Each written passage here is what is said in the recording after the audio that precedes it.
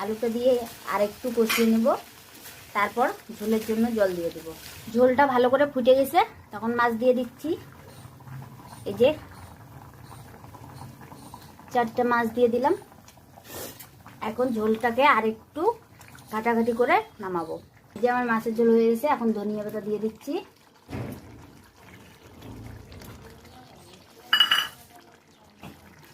এখন একটু নেড়ে চেড়ে নামাবো।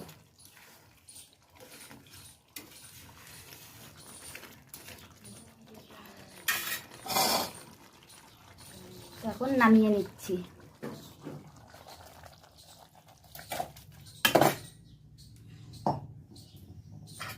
তো আমার রান্না এখন কমপ্লিট, আমরা এখন খেতে বসবো। তো আমার রান্নাটা কেমন হলো তোমরা কমেন্টে বলে দিও। আর আমার ভিডিওটা যদি তোমাদের ভালো লেগে থাকে তো লাইক কমেন্ট শেয়ার করে দিও।